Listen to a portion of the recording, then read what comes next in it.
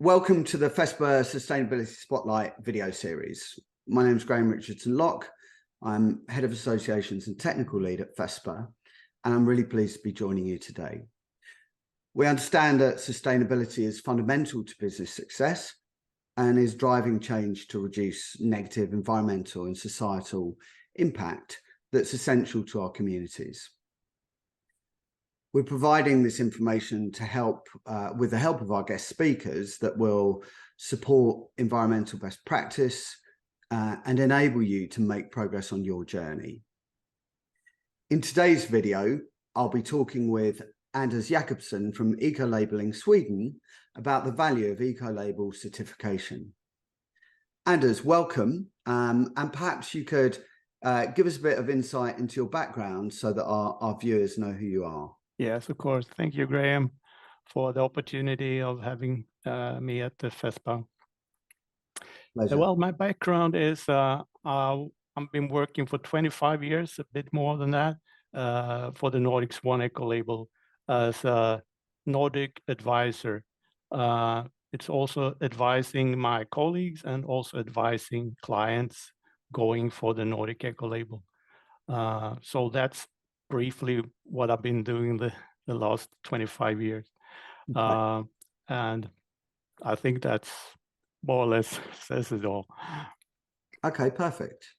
So today, Anders, you're joining us to have a discussion that's focused around how Ecolabel certification can enhance your business. So I think to get into it, I know that we're going to look at Nordic Swan Ecolabel. So perhaps you can just give us your perspective on how eco-labeling helps us and our businesses move forward. Yes, specifically for a business that wants to have the opportunity with the Nordic Ecolabel, then the Nordic Ecolabel is a top of mind label, as it is recognized by 95% of the citizens in the Nordic countries. This we know as we have make surveys every second year to see this figure. It keeps increasing. So this is, of course, a very good opportunity, as everybody knows the label. But it's also the Swan certification is also, it's easy to participate in the procurement in the Nordic countries where this ecolabel is recognized and could be set as a requirement according to the law. And also it's a type 1 ecolabel, which makes it so much easier to communicate in all kinds of media and forum. And it works, as you know, as a very clear signal on services, for services, and on the products that is eco-labeled. So, Anders, can you just give us a little insight for those that don't know what an ISO Type 1 eco-label is? Yeah, the ISO Type 1 ecolabel is part of the ISO 14024 standard series. It's from 2018. And this standard is setting the parameters for the ecolabel.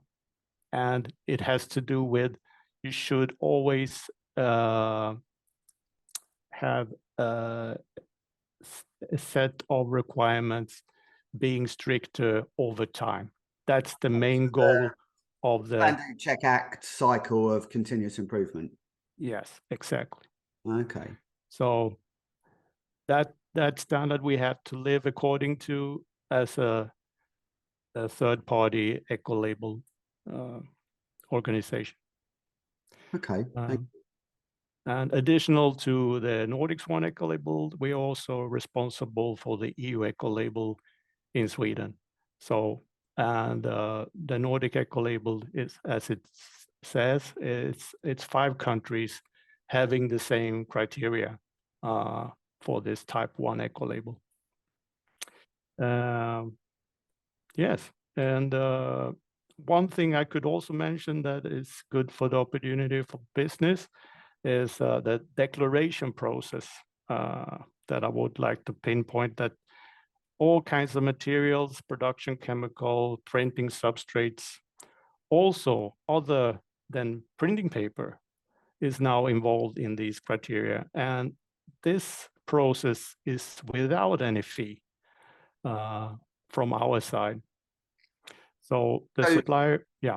So sorry for clarity. So if you're a manufacturer of paper-based substrate, that might be registered as one of the materials that has already passed the standard. Yes. And is available from, I think you're going to show us later, actually, aren't you, how we can access. Exactly. I will show you a QR code where you could have easily could request access to our system if you're interested in participating in the portal for the supply chain, or if you were involved in going for the Nordic Swan Ecolabel for application. Okay, should we do that? Let's do that at the end of our conversation in the summing up, because I believe you've integrated QR codes to make it even easier for people to get to their destination, which is great. Okay, so in terms of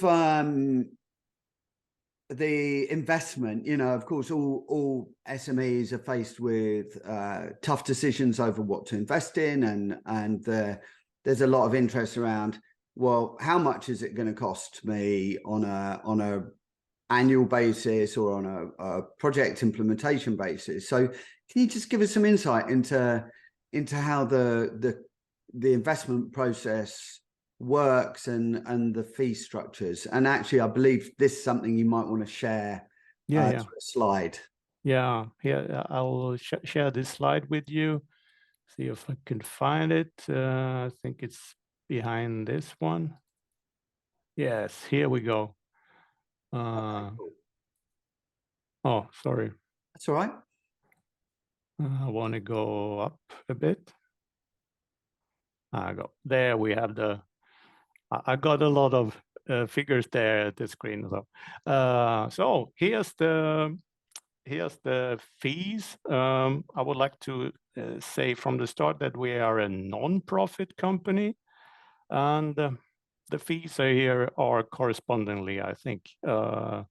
It could be that it's half the cost of an ISO certification for the 14,001 when looking at the small medium enterprise.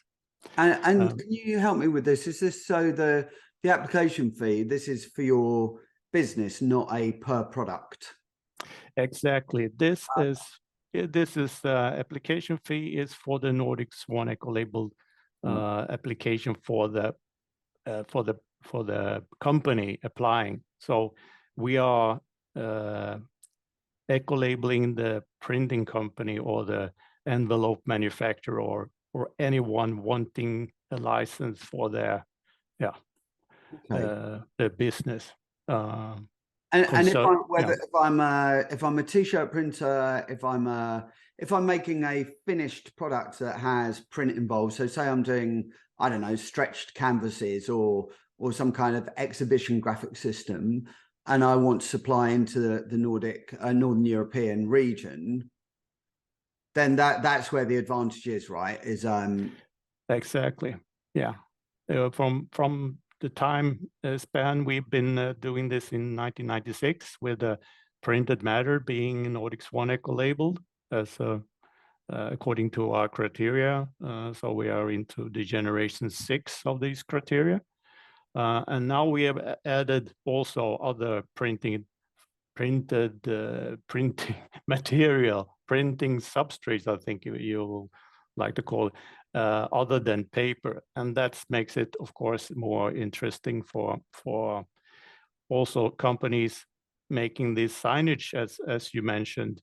But we have several criteria, and for clothing, we have a separate criteria. So then you have to apply for the textile criteria instead of the printing company criteria. So you would do an application based on a sort of your company. If your company is only producing one product, then you can go for just the textile one. Or if you're doing like signage and some textile printing, then you would need to consider an application for two different. Yeah, currently it is like this, but we are investigating if this could be some kind of merging between criteria, because I have a colleague working with apparel, a lot of clothing, textiles, and he has the clients. Of course, they want to have some prints on their clothing. Yeah. And then it comes into the sector of graphic industry, and then we would like to contribute to this somehow and make it easier to have that included also in the license. But that's something we are working on. Okay. Yeah, currently. But yeah.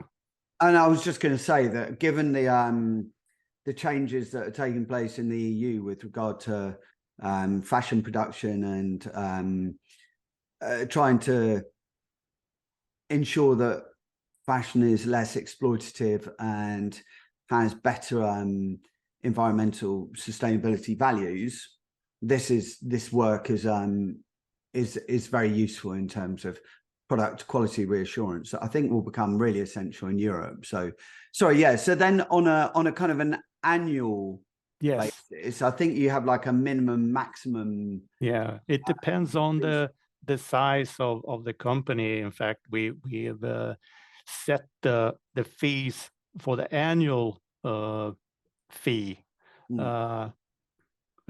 concerning the production. So here you have the figures up to 2,000 ton. We charge €1.5, but the minimum fee is then 2,076 euro. Okay. And up to from 2,000 ton and up, it's €0.50. So a printer outside the Nordic area, they have to think that about that the entire production for the Nordic countries is calculated into this fee, not only the fee for the product having the eco label on it. So, and that we have to calculate because we are also in the business of having a lot of companies in our countries paying the same kind of fee. So it's the same fee for a company outside the Nordic area as within the Nordic area. Okay.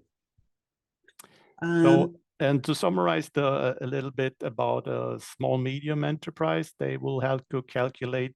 I think it's got to be around €6,800, and then the fee for the audit also is included. Okay. And the annual license fee includes an annual audit, right? No, not if you're outside the Nordic countries. Then we make the audit every second or third year, depending on how our workload is. But we make follow up. Always make an audit before issuing the license, and then every second or third year we make an audit, and this is not included in any license fee. Okay, great stuff. Yeah. Maybe we can move on to you can unshare and we can move on to exactly the kind of how hard it is to achieve the standard, and look at some of the timelines and those kind of things.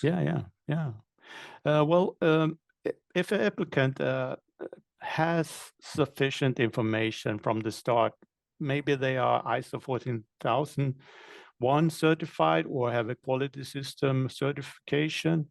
They have a lot of information about their company, and it could take around 3-4 months to have everything to complete the Swan application.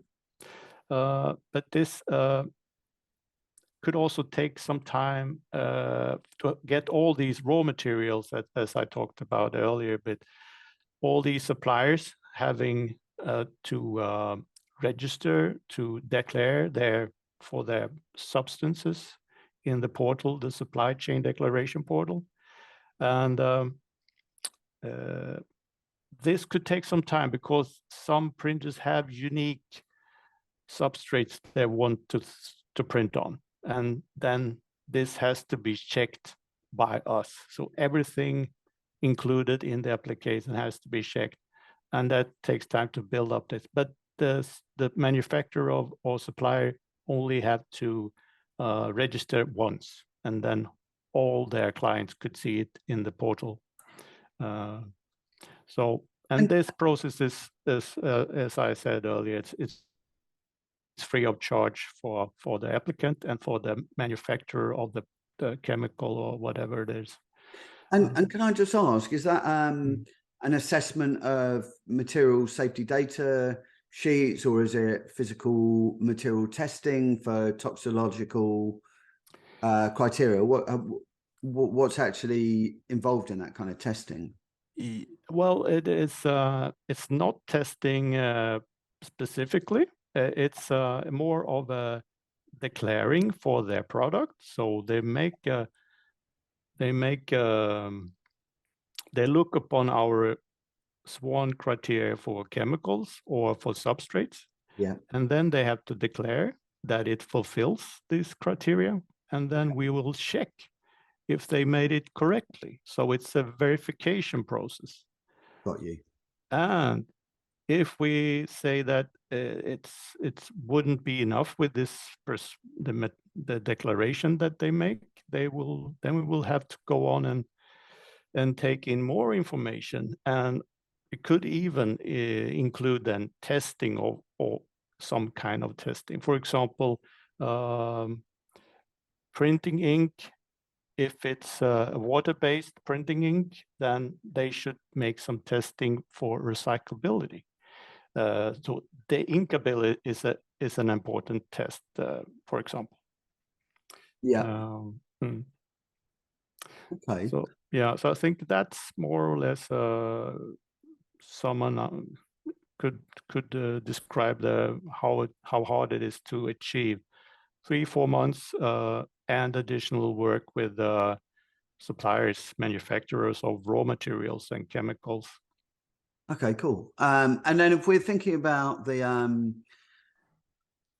scope, can we take a look at scope? What's that look like? Yeah, when we start with the criteria, this is the graphic industry. We've been having this since 1996, and it's the 6th generation. So we set relevant requirements, which then are based on life cycle analysis, for example, and different other analysis. And we have 5 areas with criteria, and these are having requirements focusing on then firstly the printing company itself. It could be three different kinds of requirements. You could say in the scope. Can you give us a brief outline on what those what you do in terms of auditing, the business side of rather than the product side? Yeah. So for the company itself, they should have routines, including, so they will always fulfill our criteria, all the requirements, upholding all kinds of chemical requirements. They are very strict.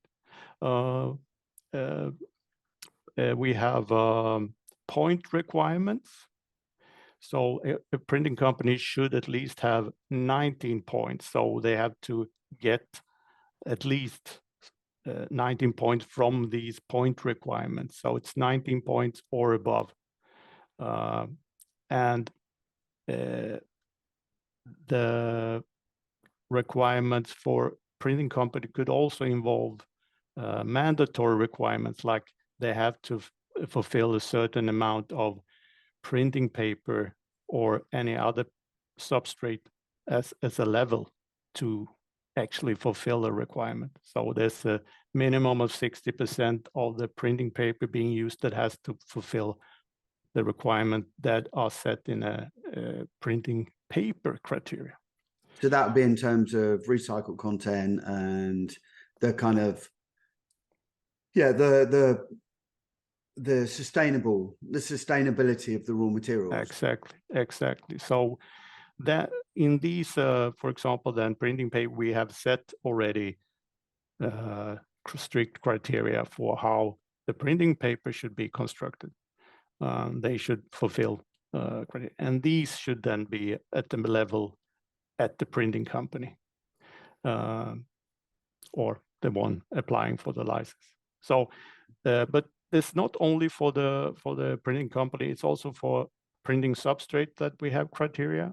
Production chemicals, we work enormously much with all kinds of manufacturers of chemicals for the printing industry.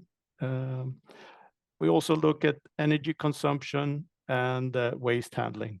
So these are the 5 areas in the scope that we have set requirements for.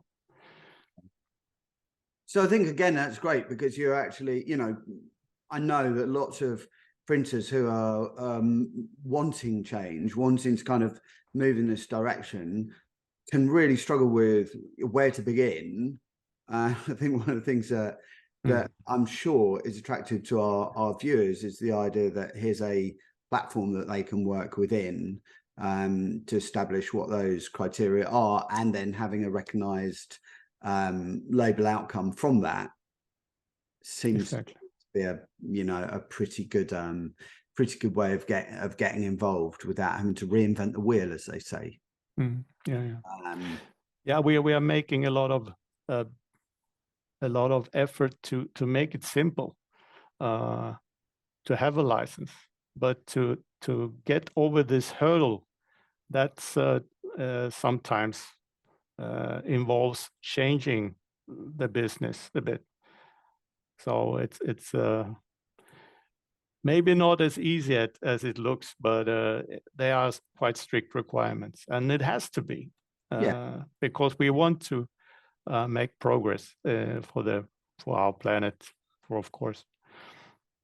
Yeah, I think with the, you know, actually preventing just greenwashing or green-wishing, I think, is another term that's been used more recently.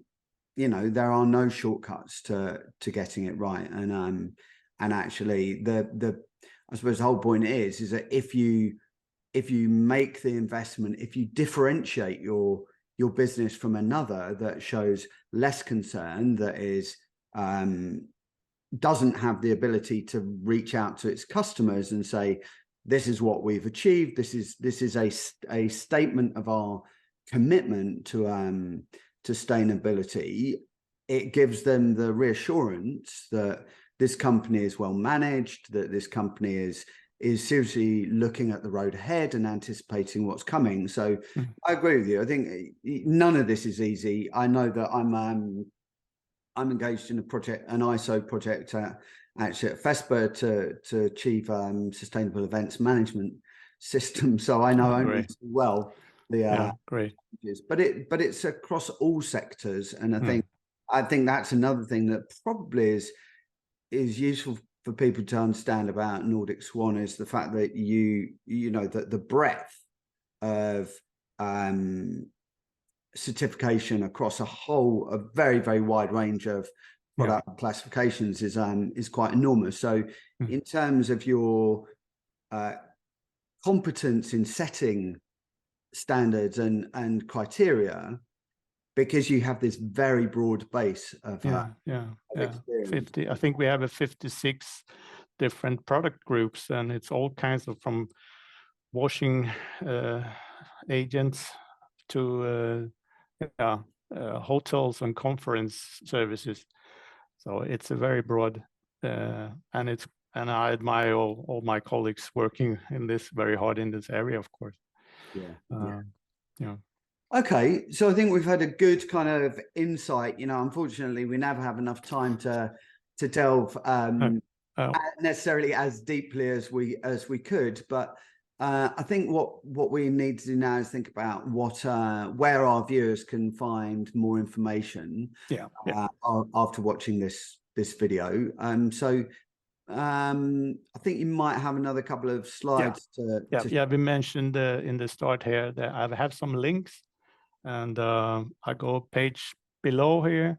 Here's for the printers that could have a QR code, and here's for the supply declaration portal for the manufacturers of materials and production chemicals.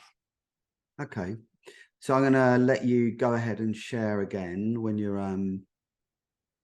Do you see me sharing now? No, not. Oh, I'm just seeing my screen then. So maybe I'll just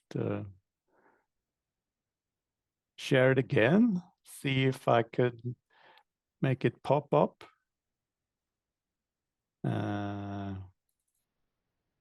Okay, it's happening. Okay. Where do I have the PDF? So I think we can see your desktop. There you go. Here we have it. So I'll go here, and we could have some view as where is it? Full screen. Yeah. So there we are. Okay. For the applicant, this is the link.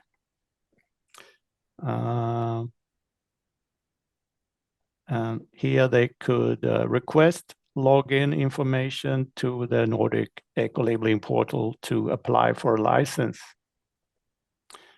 And then we have for the supply chain declaration, the manufacturers of raw material and production chemicals.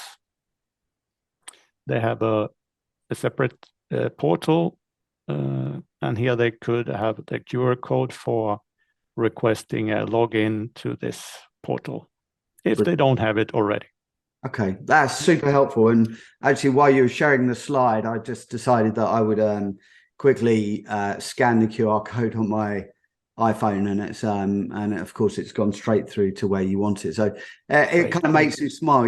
For a long time, QR codes, we thought, what's their value to us? And it was only since they became fully integrated into smartphone cameras that finally they're doing the job they were intended to do. So that's great. Anders, I really appreciate your time in joining us today and providing us with some helpful insight into eco-labeling and some actions that we can take further to watching today.